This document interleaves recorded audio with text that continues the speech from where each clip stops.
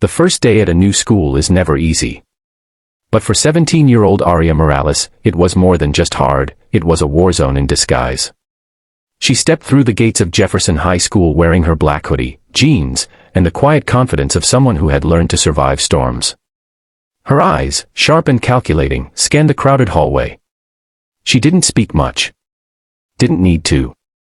What no one at Jefferson knew yet was that Aria wasn't just another transfer student from out of town. She had spent the last 6 years training in Muay Thai, Brazilian Jiu-Jitsu, and Krav Maga. Her father, a former Special Forces trainer, had raised her to defend herself in a world that often gave girls like her every reason to be afraid. But she wasn't here to prove anything. She just wanted to finish high school in peace and start over after the tragedy that had shattered her world only a year ago, the death of her mother in a car accident caused by a drunk driver. But peace was not on the curriculum at Jefferson High. Within hours of her arrival, she became a target. Not because of anything she did, but because of what she represented. Confidence, independence, and mystery. That combination was like blood in the water for people like Brett Kingsley, the school's self-proclaimed king of the hallways. Tall, athletic, the son of a wealthy businessman, Brett had never been told no in his life. He and his entourage, Ryan, Chase, and Logan, controlled Jefferson like a private kingdom. And when Brett saw Aria walk past him without even looking in his direction, it triggered something ugly. "Who does she think she is?" he scoffed. "Someone should teach her how things work around here." By lunch, the whispers had started. "The new girl doesn't talk to anyone. She thinks she's better than us. She's hiding something." And by the end of the day, Brett had made up his mind, he was going to break her. For fun. For dominance. For ego. The next morning, Aria found her locker smeared with ketchup packets and a note taped to it, "Welcome to Jefferson, loser." Students laughed. Phones were out. Some even recorded. But Aria didn't flinch. She calmly pulled out a tissue, wiped it down, and went about her day. That only made Brett angrier. The next few days escalated. Shoved in the hallway. Books knocked out of her hands. A water balloon dropped from the top floor. But Aria said nothing. Did nothing. Not yet. But she was observing. Calculating. Watching Brett's movements, his friends, the way the school protected him. She wasn't afraid, she was patient. And when the breaking point came, it wasn't what Brett expected. It happened in the gym. Coach Thompson had left the class unsupervised for a few minutes. Aria was tying her shoelaces in the corner when Brett sauntered up, smirking. The gym was mostly empty, except for a few students who sensed something was about to go down and had their phones out already. "Still too good to speak," he mocked, walking in a circle around her. "What's wrong, new girl? You mute or just a coward?" Aria stood up slowly, her eyes level with his. She said nothing. That made Brett snap. He shoved her shoulder, hard. She didn't move. He did it again, harder. And then, he made the biggest mistake of his life. He grabbed the cord of her necklace and yanked it. It snapped. A small silver pendant fell to the ground, a photo of Aria and her late mother inside. Silence. For a moment, time froze. Aria picked up the pendant, stared at it, then slowly tucked it into her pocket. She looked up. And for the first time, she spoke. "You just crossed a line." Then it happened. Faster than anyone could react, Aria twisted her hips and delivered a side kick that sent Brett stumbling back. His feet tripped over the basketball, and he crashed into the bleachers. The other students gasped. Phones dropped. Brett scrambled up in shock and rage, but Aria was already on the move. She didn't need to hit him again.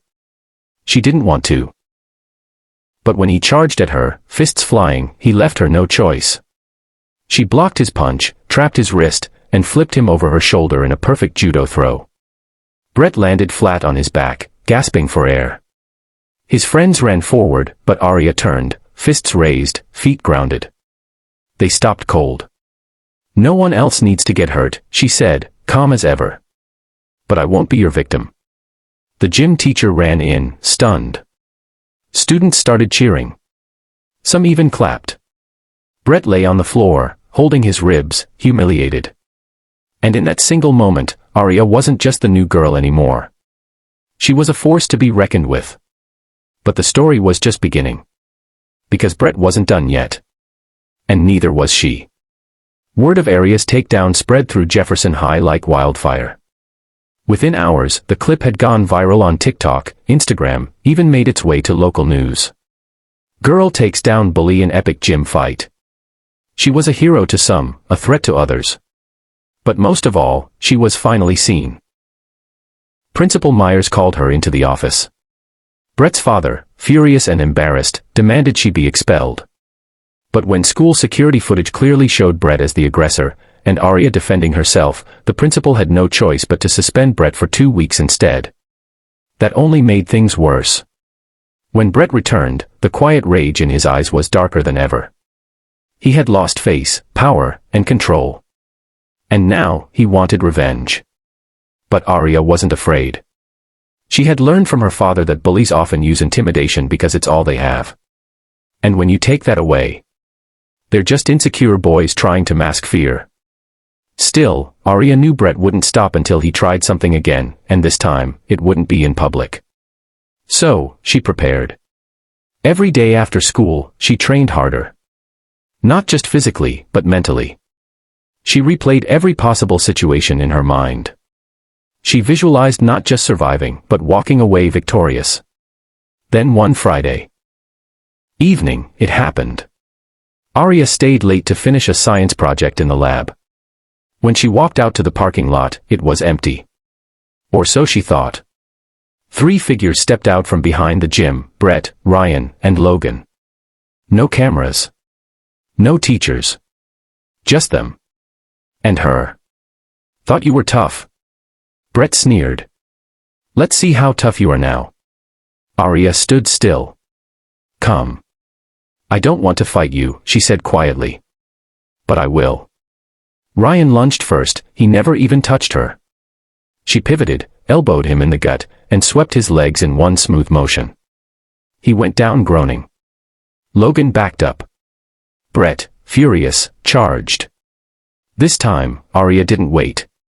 She sidestepped, trapped his arm, and threw him again, only harder.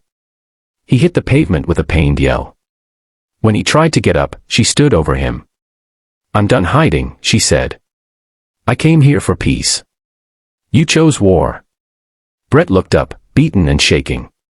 Please, he whispered. Stop. Just then, headlights lit the parking lot. It was Principal Myers. Someone had tipped him off. He got out of the car and saw the scene, Aria standing tall. The boys groaning on the ground. It was over. This time, Brett and his gang were expelled. And Aria. She was offered a place on the self-defense program at school. Girls started coming to her, wanting to learn. Wanting to stand tall too. Aria wasn't just a survivor anymore. She was a leader. And she had turned pain into power.